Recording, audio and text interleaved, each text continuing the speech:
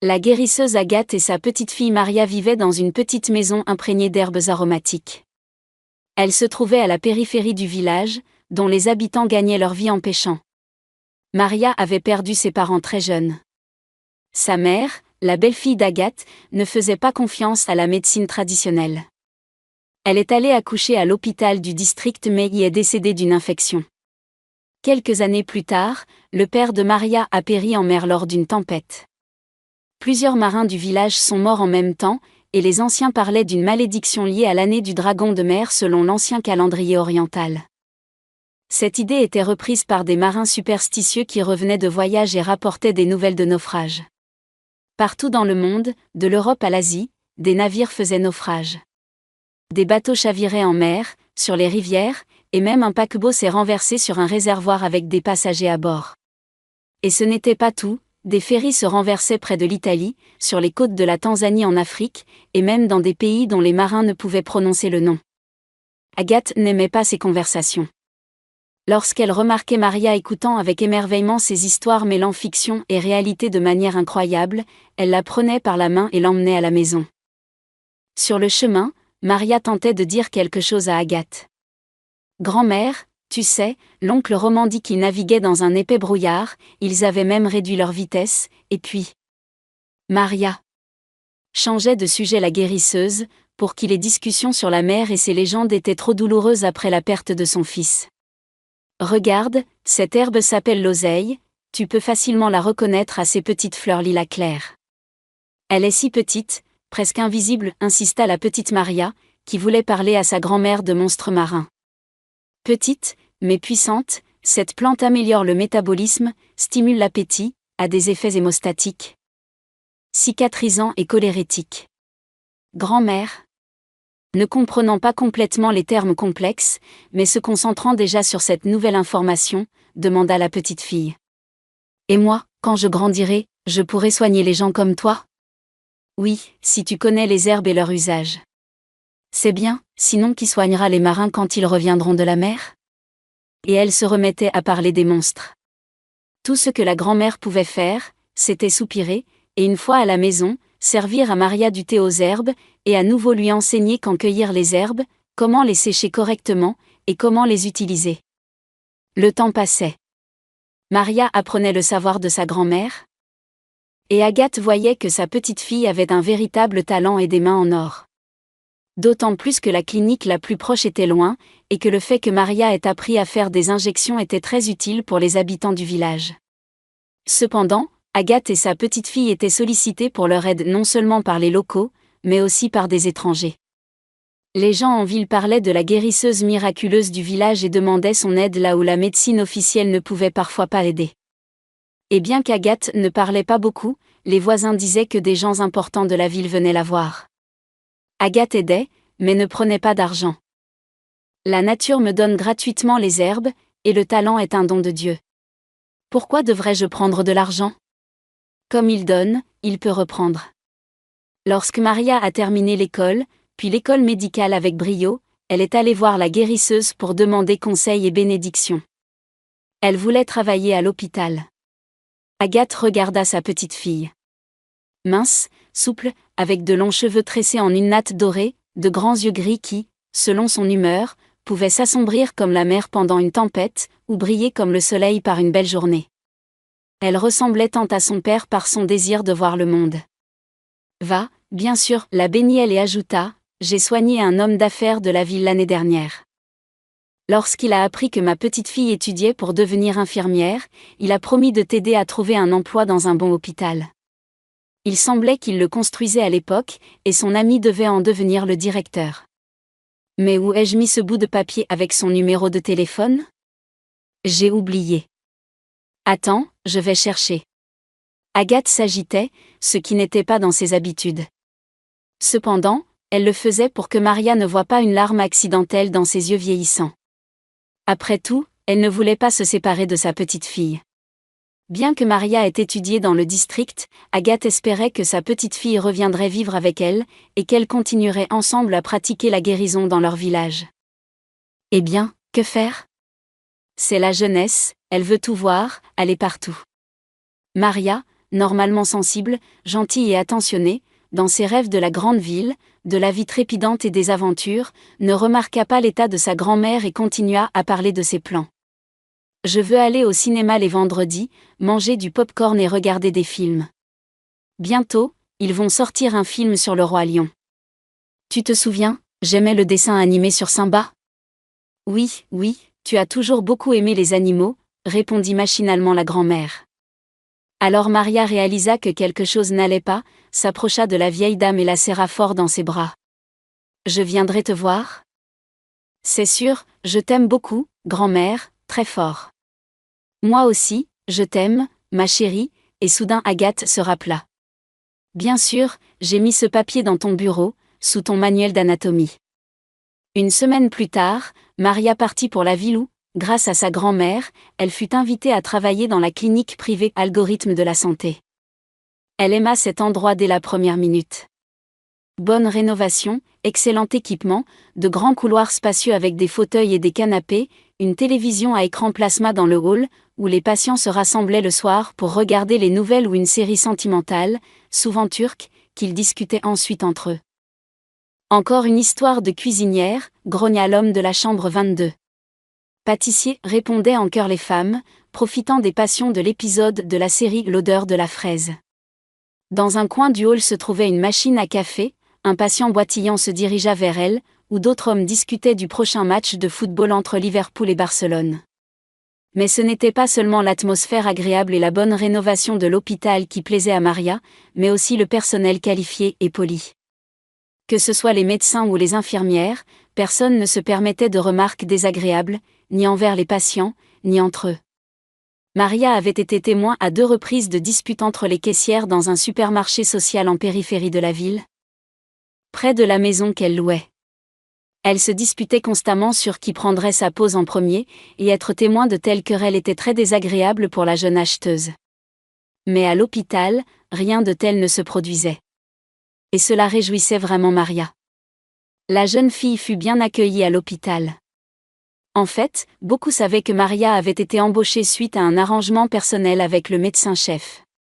Mais personne ne s'attardait là-dessus. D'autant plus qu'il était évident dès le premier regard que Maria, gentille et attentionnée, ne se montrait pas hautaine, et que son professionnalisme dépassait toutes les attentes. Maria était particulièrement appréciée des personnes âgées. Comme elle avait grandi avec sa grand-mère, elle comprenait en général la mentalité des personnes âgées. Qu'est-ce qui est important ici ? Ne pas discuter, être d'accord, que tout était mieux avant, le poisson, les gâteaux, la jeunesse, et même la médecine avec le métro et les énergies. Pourquoi ai-je besoin d'un compteur numérique pour l'électricité ? Qui sait quel programme ils installeront, et s'il ne va pas compter l'air qui passe ? C'était une femme âgée, d'allure intelligente, toujours avec une manucure et une coiffure, en pyjama de soie, ornée d'oiseaux et d'un beau peignoir avec des dragons en tons écarlates. Elle avait été actrice dans un théâtre local. Maintenant sa scène était l'hôpital, et son public, le personnel médical et les patients. Et même si parfois ses gémissements et ses exclamations semblaient exagérés, Maria, en regardant son dossier médical et les prescriptions des médecins, savait qu'Olga était vraiment très malade, et le fait qu'elle prenne tant soin de son apparence et plaisante, discute des compteurs et s'intéresse à la passion de son petit-fils, était un véritable exploit à la limite de la force humaine. Le petit-fils s'appelait Anton. C'était un adolescent typique de 14 ans, avec un corps maladroit, des bras et des jambes qui grandissaient plus vite que les muscles, une peau à problème et un intérêt pour les jeux vidéo. Ses parents étaient assez aisés. Parmi ses amis, il était populaire, on aurait dit, qu'après l'école, il pourrait traîner avec eux. Mais son attachement à sa grand-mère et une compréhension instinctive de la gravité de ses problèmes de santé, une chaîne invisible d'amour, l'attachaient à l'hôpital. Et bien qu'il soit presque toujours penché sur son téléphone à jouer ou sur un cahier de devoirs, sa simple présence dans la chambre remontait le moral d'Olga. Après quelques semaines, Maria s'était complètement habituée à l'hôpital. Ses patients étaient devenus sa famille, les infirmières ses amis et les médecins ses mentors. Seule l'agitation de la ville et le bruit incessant des routes, des gens et des publicités lui étaient encore étrangers. Ce soir-là, Maria rentrait chez elle en passant par le marché, près du rond-point des trolleybus. Il avait plu dans la journée, les flaques boueuses semblaient infranchissables. Maria sautait de brique en brique, que les commerçants avaient jadis disposées pour de telles situations, lorsqu'elle entendit un grognement de chien et un miaulement plaintif. Guidée par l'instinct, Maria se précipita vers le son. Derrière les stands, là où les commerçants jetaient habituellement leurs ordures et caisses inutiles, un chaton effrayé était coincé entre des planches aux clous saillants. Une meute de chiens l'avait acculé, grognant et prête à se jeter sur le petit. Maria s'approcha du chaton, essayant d'éloigner la meute en criant et en agitant son sac vers les bêtes enragées, mais cela semblait les rendre plus agressives. Elles se mirent à grogner sur Maria, et la jeune fille se retrouva coincée dans un coin, tenant le chaton gris dans ses bras. Les chiens montraient les dents, semblant évaluer si elle valait la peine d'être attaquée ou non, tandis que Maria cherchait désespérément une issue. Tout ce dont elle se souvenait, c'était qu'un chien seul n'attaquerait pas une personne, mais une meute était dangereuse pour les humains. Maria eut peur. Elle imagina les cicatrices que pourraient laisser les morsures de chien sur sa peau. Combien de points de suture seraient nécessaires, et combien de vaccins contre la rage, si elle avait de la chance et survivait. Le chaton dans ses bras tremblait comme une feuille. Espérant sauver au moins le chaton, elle le glissa sous son pull, et alors que Maria désespérait, elle entendit des cris d'hommes et vit un jeune homme saisir un des bâtons cloutés pour éloigner les chiens. Voyant que la balance du pouvoir changeait et qu'il était tout à fait possible que les humains sortent vainqueurs du combat, les chiens, la queue entre les jambes mais toujours grognant et montrant les dents, s'enfuirent. Maria regarda son sauveur. C'était un jeune homme d'environ 26 ans, pas très grand mais assez musclé et bronzé. Il avait des yeux foncés comme du chocolat et un sourire espiègle. Il portait un jean et un pull noir et blanc avec le logo d'une entreprise informatique. Il regarda Maria, toujours tremblante de peur, lui fit un clin d'œil et demanda « Alors, qu'est-ce qui vous amène dans cette ruelle ?» et lui tendit la main, comme pour dire « Sortez de là, mais ne tombez pas dans une flaque. » Sa réponse fut un miaulement doux. Ce n'est qu'alors que le héros vit le chaton gris dans ses bras. Il la détailla de la tête aux pieds. Elle était impeccablement soignée, avec sa tresse dorée serrée et ses petites chaussures bateau. Et ce chaton sale dans ses bras, qui avait sali son pull bleu ciel tricoté maison, ne semblait pas du tout correspondre à l'ensemble. En fait, la jeune fille elle-même, innocente, fraîche comme une brise de bouleau, ne correspondait pas du tout à l'image du marché bruyant et poussiéreux de la ville, même après la pluie. Le chaton miaula à nouveau bruyamment. Il a l'air d'avoir faim. Il y a un café ici à côté où ils font d'excellents milkshakes. Vous voulez venir avec moi, proposa soudainement le jeune homme.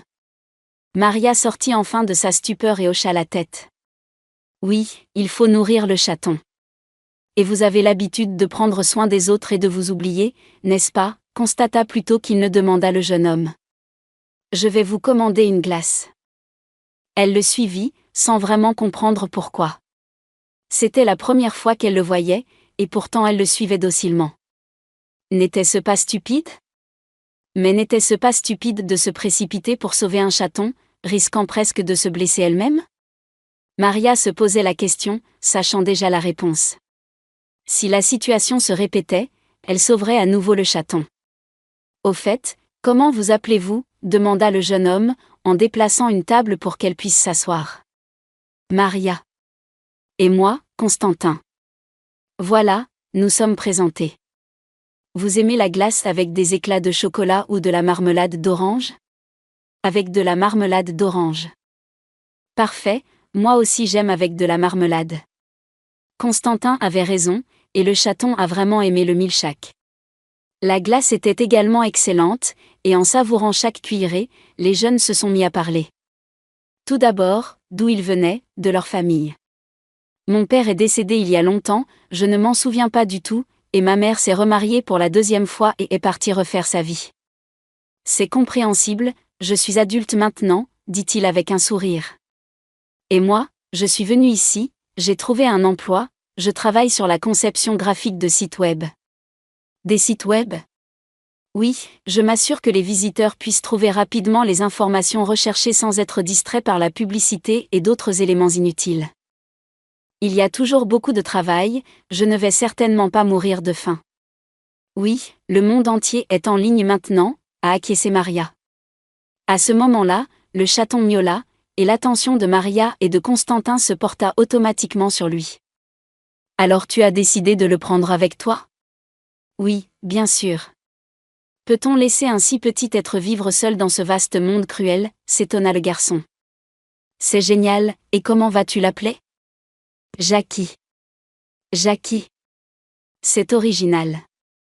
J'aime les films sur Jack Sparrow, c'est pourquoi je vais appeler le chaton comme ça, expliqua Maria. Tu sais, une nouvelle partie du film est sortie. Allons-y demain. Constantin a invité Maria de manière inattendue.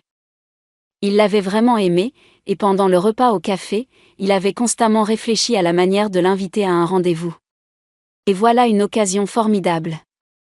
La sortie d'un film qu'elle voudra sûrement voir. D'accord. Maria accepta avec joie, et en se quittant, ils convinrent d'aller ensemble à la séance de cinéma le lendemain. Toute la nuit et le matin, Maria pensait à Constantin. Elle revivait mentalement la situation d'hier. Le garçon lui semblait être un vrai héros, un prince charmant venant au secours d'une dame en détresse. Elle imaginait ce qu'elle allait lui dire aujourd'hui, ce qu'elle allait lui demander, ce qu'elle allait porter. « Que penses-tu » demanda-t-elle à Jackie. « La robe rose ou bleue est meilleure ?» Elle se tenait devant le miroir en faisant des mouvements de gauche à droite, puis ajouta « Je te laisserai plus de nourriture et d'eau. Après le travail, je vais au cinéma avec Constantin. Ne sois pas boudeur, je reviendrai vers toi. » Elle prit le chaton dans ses bras et l'embrassa sur le petit nez rose. Lorsqu'elle arriva au travail, elle rendit visite à Olga. Ces derniers temps, elles étaient devenues amies, et Maria se souciait vraiment de la vieille actrice. « Oh Maria, tu rayonnes », remarqua immédiatement Olga. « As-tu trouvé l'amour ?» Maria fut embarrassée. Elle n'était jamais tombée amoureuse avant de rencontrer Constantin. Et elle n'était pas habituée à parler de ses sentiments, encore moins ouvertement comme Olga. Cependant, elle était submergée par des émotions, de la joie, de l'anticipation, de l'espoir, et elle voulait en parler à quelqu'un. « Eh bien, ce n'est pas exactement de l'amour », commença-t-elle timidement, puis, prenant de l'assurance, elle raconta tout à l'actrice. Elle parla du chaton, des chiens, du héros, de ses yeux joyeux. « Nous nous reverrons aujourd'hui », conclut-elle. « Avez-vous un rendez-vous » Maria n'eut pas le temps de répondre, la porte de la salle s'ouvrit, et l'infirmière en chef Tatiana entra. « Il est temps pour la visite. N'oublie pas de prendre la température de tous les patients de l'étage et de préparer les dossiers pour l'arrivée du médecin. »« Oui, bien sûr, j'y vais tout de suite, » répondit Maria, et elle sortit précipitamment de la salle. Aujourd'hui, elle avait l'impression d'avoir des ailes, que le soleil brillait d'une manière particulièrement lumineuse, et que les gens étaient amicaux et merveilleux. Même le vieux râleur de la chambre 28 lui semblait être une douce réplique du personnage de Harm. Mais vers le soir, elle commença à regarder sa montre. Comme jamais auparavant, elle voulait que le temps passe plus vite, que son service se termine, puis prendre le tramway, faire 4 arrêts jusqu'au centre, et retrouver Constantin devant le cinéma. Il n'était donc pas étonnant qu'elle soit sortie de l'hôpital, et que les 2 petites aiguilles de la montre aient touché le chiffre 6 sur le cadran.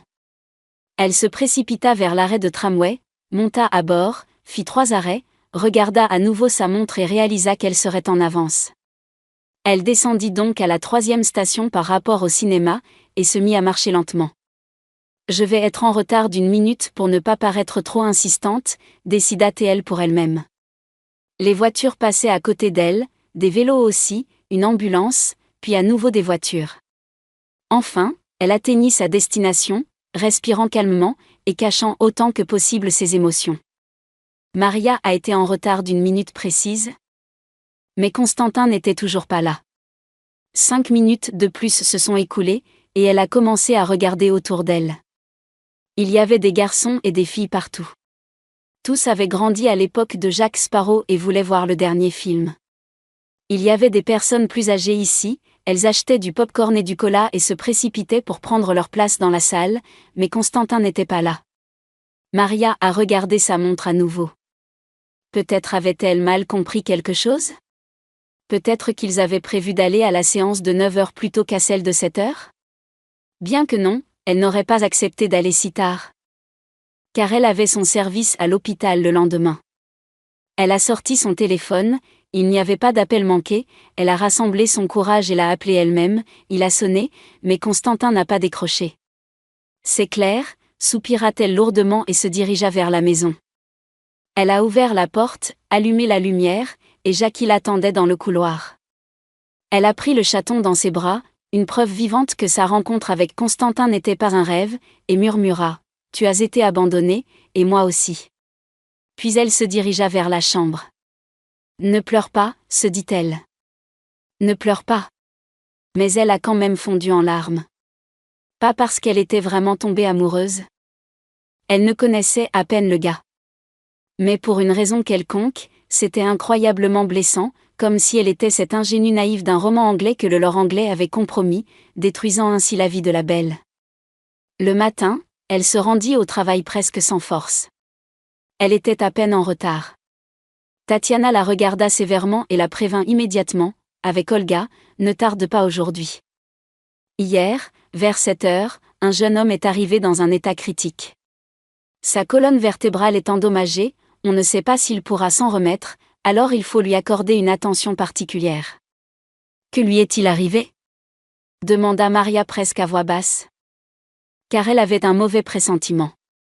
Il a été renversé par un homme riche ivre sur un passage pour piétons près du cinéma. Le pauvre garçon. Il devait sûrement se rendre à un rendez-vous. Il avait des fleurs avec lui. Il est arrivé chez nous complètement couvert de pétales de roses rouges. Et le père de l'homme riche a immédiatement commencé à le disculper en disant qu'il n'était pas au volant et qu'il était déjà parti à l'étranger. « Eh bien, où vas-tu » L'infirmière en chef n'eut pas le temps de terminer sa phrase, que Maria se précipita dans les couloirs. Son cœur battait comme jamais auparavant. Il semblait qu'il allait sortir de sa poitrine. Elle courut jusqu'à la réanimation et entra dans la salle. Le neurochirurgien Vladimir était là, examinant attentivement la carte du patient. Maria avait un peu peur de lui, bien qu'il semble bien la traiter. Cependant, il était une personne froide et était considéré comme l'un des meilleurs spécialistes de son domaine. Pour Maria, il semblait dénué d'émotion et sans âme. Restant immobile sous son regard interrogateur, Maria regarda le lit. Parmi les nombreux fils, tubes et capteurs connectés aux moniteurs et aux appareils, se trouvait Constantin. Nous avons fait une opération cette nuit. Il devrait sortir de l'anesthésie bientôt. Veillez sur lui. Et ensuite ? Eh bien, il ne pourra plus jamais marcher. Qu'il remercie Dieu d'être encore en vie. Et il se dirigea vers la sortie. J'ai besoin de café. Je n'ai presque pas dormi cette nuit. Lorsque le neurochirurgien sortit, Maria s'approcha de Constantin. Il y a 2 jours à peine, il semblait être un héros fort et invincible. À présent, il avait l'air fragile et vulnérable. Sa respiration était faible et irrégulière. Elle passa la main sur son front. Mon pauvre. L'amour peut être expliqué de nombreuses manières du point de vue scientifique. La psychologie, la neurobiologie, la physiologie et même l'anthropologie peuvent intervenir. Ils expliqueront qu'il n'y a rien de miraculeux, juste une montée d'hormones. Et Maria, en tant qu'infirmière, le savait. Mais en grandissant en tant que petite fille d'une guérisseuse nommée Agathe, baignée dans les senteurs des herbes et des légendes sur l'âme de la forêt et la colère de la mer, elle croyait en l'amour comme une force supérieure. Elle croyait en l'amour au premier regard. C'est pourquoi il lui était tout à fait naturel d'accepter ses propres sentiments et les sentiments de Constantin envers elle. Elle le regardait avec une tendresse profonde, et lorsque ses cils moelleux frémirent et que ses yeux s'éclairèrent de compréhension, elle comprit qu'il se réveillait de l'anesthésie. « Comment te sens-tu ? Est-ce que quelque chose te fait mal ? Demanda-t-elle à Constantin. « Je ne ressens rien du tout, murmura-t-il d'une voix rauque, puis ajouta. « D'où viens-tu ? Je travaille dans cet hôpital ? Expliqua-t-elle. « Oh, oui. Tu as dit que tu étais infirmière, n'est-ce pas ? » Il s'est appuyé sur l'oreiller et a fermé les yeux à nouveau, murmurant même les yeux fermés. « Je t'ai déçu hier. Excuse-moi. » Silly, répondit-elle. À ce moment-là, Tatiana entra dans la chambre et donna de nouvelles instructions. Maria se rendit dans la salle de traitement, prépara des seringues et tout ce dont elle avait besoin pour la perfusion. Elle s'occupa de Constantin avec un zèle extraordinaire. À chaque moment libre, elle essayait de rester à ses côtés, car dès qu'elle prenait sa main, son cœur se mettait à battre furieusement et un sourire idiot apparaissait sur son visage. Le jeune homme répondait avec réciprocité et était infiniment reconnaissant pour les soins et l'attention. De plus, Maria essayait de le distraire des pensées terrifiantes sur son handicap, alors les jeunes gens parlaient de tout et de rien, évitant ce sujet. Ils discutaient des films de leur héros préféré, la jeune fille racontait à quel point Jake devenait comique, comment il s'ennuyait et se frottait le nez mouillé et ronronnait comme un tracteur quand elle rentrait à la maison. Ils étaient si bien ensemble, le temps passait vite et imperceptiblement. Mais le 4e jour, alors que Maria était en train de préparer une perfusion pour Constantin, une superbe blonde entra dans la chambre sans la remarquer et se précipita vers le jeune homme en babillant. « Constantin, mon amour, es-tu vivant ? Comment ça va ? Je viens de l'apprendre, je n'arrivais pas à te joindre. » Amour ? Quel amour ? De quoi tu parles ? Ce n'est pas possible. Soudain, une pensée traversa l'esprit de Maria, et elle regarda le jeune homme d'un air interrogatif. Avant même qu'il puisse répondre, la fille se présenta. « Je suis Jeanne, la fiancée de Constantin. Nous sortons ensemble depuis 6 mois, pour être précis. Comment va-t-il ? Pourra-t-il marcher ? » Elle jacassait joyeusement. Le sol se déroba sous les pieds de Maria, et tout devint sombre devant ses yeux. Elle essaya de se reprendre et de ne pas trahir ses sentiments, alors elle répondit sèchement, enchantée. Notez que les visites aux patients sont autorisées jusqu'à 3 heures. Pour connaître l'état de santé de votre cavalier, renseignez-vous auprès du médecin traitant. Puis elle quitta la chambre. Elle se précipita dans la salle des infirmières et se mit à pleurer, laissant libre cours à ses émotions. La colère, la douleur, la déception et la trahison la submergèrent. Comment a-t-il pu ? Et il ne m'a rien dit. Quelle idiote je suis. J'ai inventé cet amour, ces sentiments. En réalité, à quoi m'attendais-je, idiote ? Après tout, nous nous connaissions depuis à peine une semaine, ils sont tous les mêmes. On ne peut faire confiance à personne. Et sans dire un mot. Jurant de ne plus jamais faire confiance à personne ni se laisser blesser, elle se lava le visage et reprit son travail. Cependant, il lui était difficile de se concentrer. Ce jour-là, tout lui échappait des mains. Ses pensées étaient confuses, et les larmes lui montaient aux yeux sans cesse. À partir de ce jour-là, elle ignora consciencieusement Constantin, lui parlant froidement et sèchement, se contentant de conversations strictement professionnelles et coupant court à toutes ses tentatives de s'expliquer. Étrangement, Jeanne ne revint plus jamais rendre visite à Constantin. Elle se dit que l'amour, en ville, c'était ça. Le garçon était à l'article de la mort, et la fiancée ne daignait même pas passer. Rien n'était sacré. Maria s'indigna en silence. Un jour, alors qu'elle discutait gaiement avec sa patiente préférée, Olga, elle remarqua au passage « Je me demande pourquoi cette fiancée ne vient plus rendre visite au gars dans la chambre voisine. On ne la voit plus, personne ne vient le voir. » Connaissant le goût de l'ancienne actrice pour les potins, elle s'attendait à une réponse. Olga leva un sourcil, leva dramatiquement les mains et s'exclama « Maria, tu ne sais pas ? C'est une tragédie. » Elle a abandonné le pauvre gars dès qu'elle a appris du médecin que Constantin serait en fauteuil roulant pour le reste de sa vie. Il a sombré complètement, déprimé, il passe des jours à regarder le mur. Pauvre garçon, il est tellement bon et jeune. Elle secoua la tête avec compassion. Les pensées de Maria se bousculèrent. C'est bien fait pour lui. Bien qu'il soit malade en ce moment, il a besoin d'aide, mais non. Où devrais-je lui parler en premier ? Toutes sortes de sentiments se mélangeaient en elle. La colère, la pitié, le ressentiment et l'amour. Le lendemain, Maria entra dans la chambre de Constantin. Elle devait lui faire une autre perfusion. En observant attentivement, elle remarqua qu'il avait encore maigri, qu'il avait l'air encore plus faible, et que des larmes brillaient dans ses yeux. Maria ressentit une immense compassion pour lui. Dans un élan d'émotion nouvelle et inconnue, elle s'assit sur le bord de son lit et lui prit la main. « Pourquoi ne m'as-tu pas dit tout de suite que tu avais une petite amie ? Constantin, ce n'est pas juste.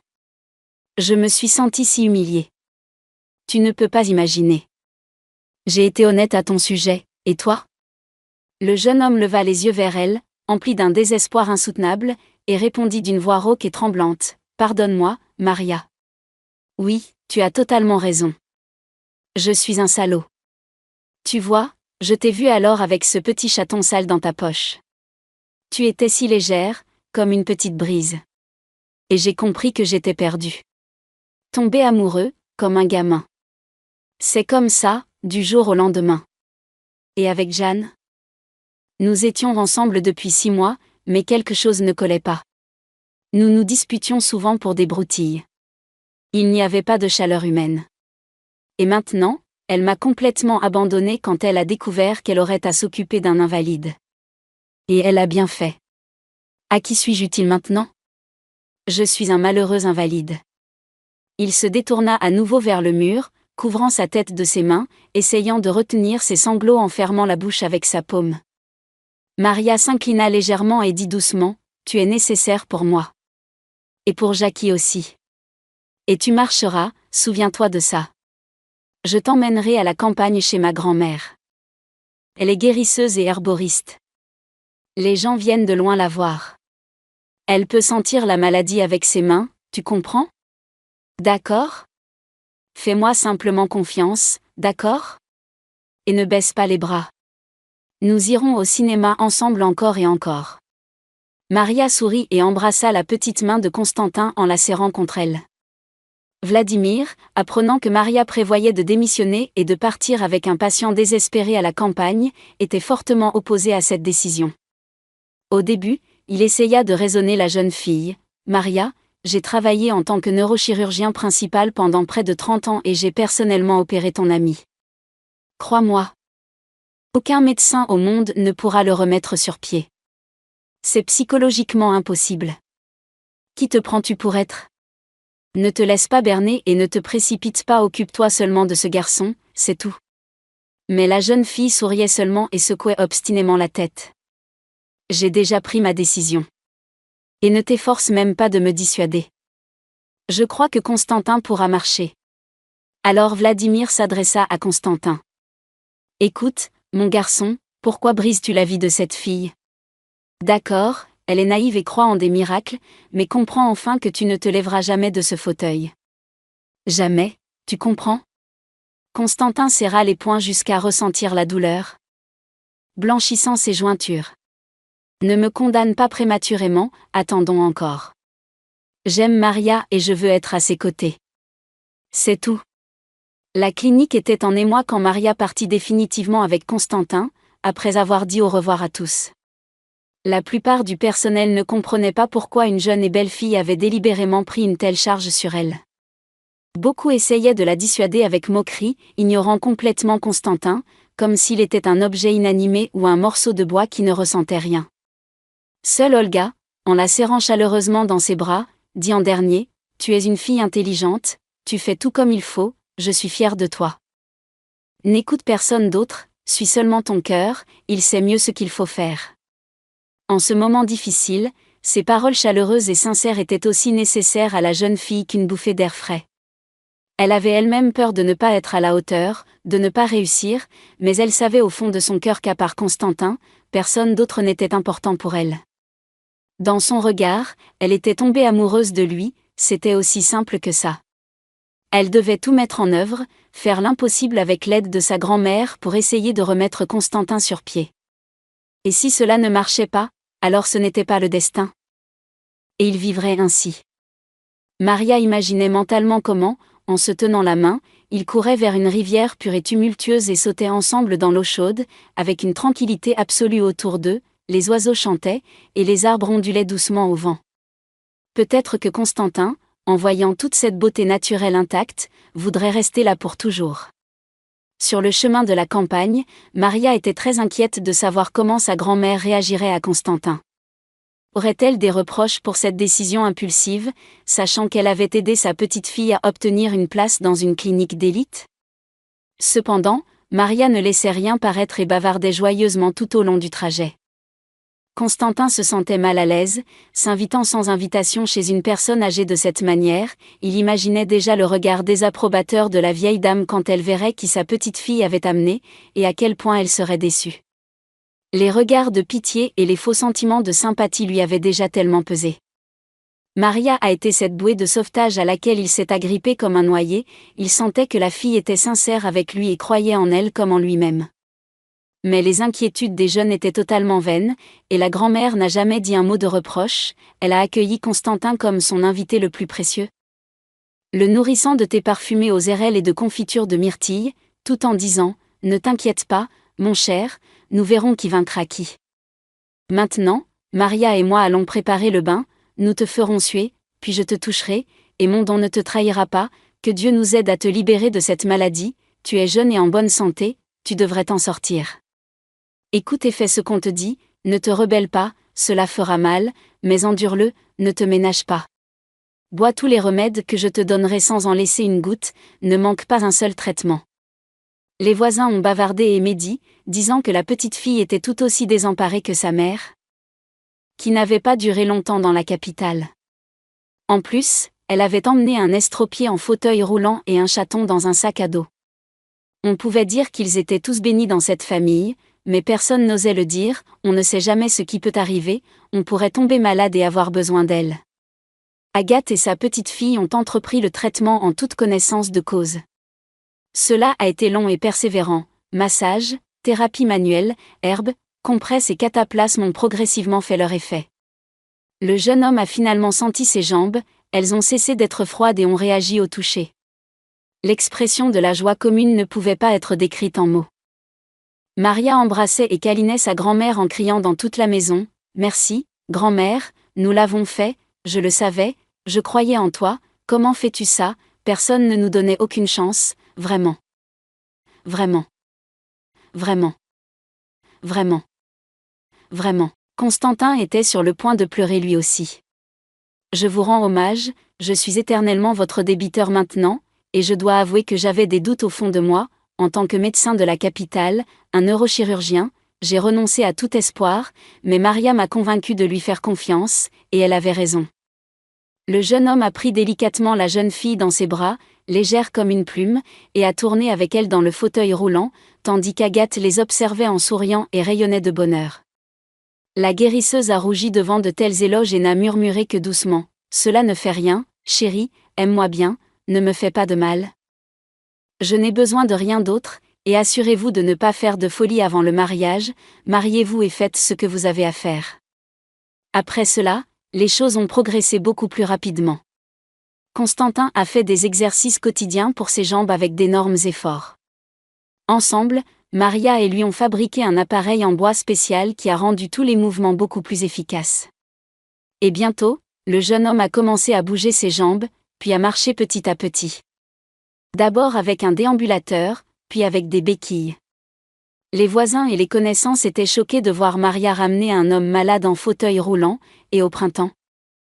Il marchait déjà activement, aidant dans les tâches ménagères et même en train de couper du bois. Beaucoup ont murmuré, c'est un miracle. Agathe est vraiment une guérisseuse bénie par Dieu. Et surtout, elle n'a jamais accepté d'argent en remerciement. Si quelqu'un voulait la remercier, elle répondait, si Dieu vous guérit, c'est suffisant pour moi, et assurez-vous de ne pas oublier de me remercier, mais si cela ne se produit pas, cela signifie que vous n'avez rien à donner à un être humain. Le bouche à oreille sur la guérisseuse miraculeuse s'est rapidement répandu dans tout le pays. Des centaines de malades se sont rendus chez Agathe en quête de salut. La guérisseuse trouvait toujours la véritable cause de la maladie. Souvent enfouie en l'homme lui-même. Une femme est venue un jour, incapable de concevoir pendant de nombreuses années, elle avait passé tous les examens médicaux possibles, et le verdict était toujours le même, elle était en bonne santé, mais la grossesse n'arrivait pas. Elle est sortie en larmes et s'est blâmée d'être venue ici. À ce moment-là, la vieille dame l'a regardée avec méfiance, puis a dit, « Si tu ne veux pas d'un enfant de ton homme, il n'est pas destiné à être tien. Tu vis avec lui à cause de l'argent, tu tolères, mais à l'intérieur, tu résistes. Quand tu trouveras ton véritable amour, tu tomberas enceinte tout de suite. Il n'y a rien à guérir ici. Va en paix. » Et en effet, 1 an après son divorce, elle a rencontré l'amour de sa vie et a donné naissance à un bébé en bonne santé sans aucun problème. Elle se souviendrait longtemps de la guérisseuse et raconterait l'histoire à tous ses amis. Et il y avait de nombreux cas similaires. Une fois, un célèbre homme d'affaires et mécène s'est tourné vers la guérisseuse, après avoir essayé toutes les cliniques à la mode à l'étranger, où on lui avait donné un diagnostic effrayant et aucune chance. Un jour, la vieille dame a dit à l'homme, « Il y a quelque chose de mauvais qui te ronge de l'intérieur, cela te draine de toute ton énergie. Si tu as de la haine en toi envers quelqu'un, parle-m'en librement. » L'homme était choqué. Personne ne connaissait ce secret, et cette vieille femme ne pouvait certainement pas le savoir. Il avait en effet détesté sa mère délurée pendant de nombreuses années, qui ne lui avait rien donné dans la vie, elle buvait beaucoup et faisait la fête. L'homme, qui avait réussi dans la vie, ne pouvait pas croire en sa mère, quelle qu'elle fût, sinon le traitement ne fonctionnerait pas. À sa grande surprise, l'homme a choisi de croire en cette guérisseuse et a surmonté sa haine, rétablissant sa relation avec sa mère. Après cela, il se sentait tellement léger et bien dans sa peau qu'il s'est rapidement amélioré. L'homme était reconnaissant envers la guérisseuse pour sa guérison. Et ils ont ainsi décidé de nommer l'institution Les Secrets d'Agathe. Désormais, les patients étaient reçus sur rendez-vous, attendant leur tour sur un canapé confortable. Les onguents et les infusions médicinales étaient désormais fabriqués dans un cadre de production plutôt que dans des conditions artisanales. Après quelques semaines, ils ont acheté une table de massage spéciale et divers équipements de remise en forme. Les prix n'étaient pas fixés, conformément à la demande d'Agathe, les gens donnaient simplement ce qu'ils pouvaient en signe de gratitude. Maria et Constantin se sont mariés et ont été mariés à l'église, comme le voulait la grand-mère. La mariée ressemblait à un petit ange dans sa belle robe en dentelle, une longue robe de mariée blanche et fluide. Il semblait que ce couple était destiné à être ensemble depuis leur naissance. La jeune fille calme et réfléchie complétait parfaitement le caractère impulsif et émotionnel de Constantin. Il aimait beaucoup le village, l'air pur, les baies fraîches, les champignons et le poisson, et la nature était tout simplement un conte de fées. Il ne regrettait pas une seule seconde d'avoir fait confiance à Maria, la considérant comme son ange gardien. Maria elle-même s'épanouissait et fleurissait dans son village natal, où tout était simple et compréhensible. Et cela sentait même différemment, quelque chose de familier, contrairement à la capitale étouffante et poussiéreuse où elle avait du mal à vivre. Jacques, autrefois un chaton, était devenu un chat énorme et bien soigné, avec une fourrure longue et chatoyante. Il se considérait comme le véritable maître de la maison, particulièrement sur le perron. Parfois, selon son humeur, il taquinait le chien en grognant, sachant qu'il ne pouvait pas s'échapper plus loin que sa laisse et sa niche, ou essayait de voler un peu de nourriture dans la gamelle du chien. Cela faisait beaucoup rire les membres de la famille, qui regardaient la scène pendant longtemps. Un jour, des journalistes de la capitale sont venus à la maison d'Agathe. Ils voulaient interviewer cette clinique inhabituelle située en pleine campagne, où les gens étaient aidés gratuitement, même dans les cas les plus graves lorsque les médecins étaient impuissants. Agathe était contrariée.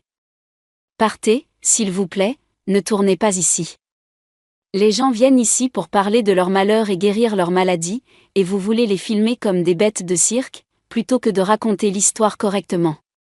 Non, cela ne doit pas arriver. » La vieille dame a refusé catégoriquement de parler aux journalistes et ne les a pas laissés entrer dans la clinique. Tout le monde a marmonné que tout cela était diabolique, venant du malin. Cependant, Maria a accepté de parler sous condition qu'il raconte l'histoire complète de Constantin depuis le début jusqu'à la fin. Une semaine plus tard, dans la clinique Algorithme for Health, l'agitation était à son comble. Anna, l'infirmière et administratrice, a rassemblé tout le monde devant la télévision dans le hall. « Les filles, venez ici rapidement. » Il montre Maria et ce gars qui était en fauteuil roulant. Vous vous souvenez, elle l'a emmené au village pour le soigner. Vladimir est venu en courant, prêt à réprimander l'infirmière pour avoir causé tant de désordre et pour avoir agi de manière inappropriée dans un endroit décent. Mais il s'est soudainement arrêté en plein milieu de sa phrase en voyant une Maria heureuse, florissante et satisfaite debout à l'entrée d'un petit centre médical bien entretenu, entouré de sapins étalés, et disant « Je veux envoyer mes salutations au docteur Vladimir, une sommité médicale en neurochirurgie. » Vous vous souvenez, il y a 6 mois, Il m'a découragé de prendre Constantin, disant qu'il n'avait aucune chance. Les miracles existent, n'est-ce pas? À ce moment-là, l'homme en pleine santé Constantin est venu vers elle, l'a enlacée tendrement par les épaules et a ajouté: « Je suis sincèrement reconnaissant envers ma femme Maria et sa grand-mère Agathe pour avoir cru en moi, pour avoir pris mon cas en main, et voici le résultat. » Et l'homme a tapé du pied pour confirmer ses paroles. Vladimir avait un air perplexe. Cela ne peut tout simplement pas être, c'est de la magie, je me souviens bien de ce gars, il ne pouvait tout simplement pas marcher. Je ne comprends absolument rien. Cependant, les filles qui travaillaient avec Maria murmuraient d'admiration: « Eh bien, Maria, bravo à toi. Regardez, elle a guéri le gars et elle s'est mariée, elle a ouvert une clinique, et ils ne se sont même pas rendus compte que la chance n'avait rien à voir avec cela. » Tout est dans les mains d'or, la patience et le bon cœur de Maria et de sa grand-mère. Si vous faites toujours du bien aux gens de tout cœur, cela revient vers vous 100 fois. Vous 100 fois.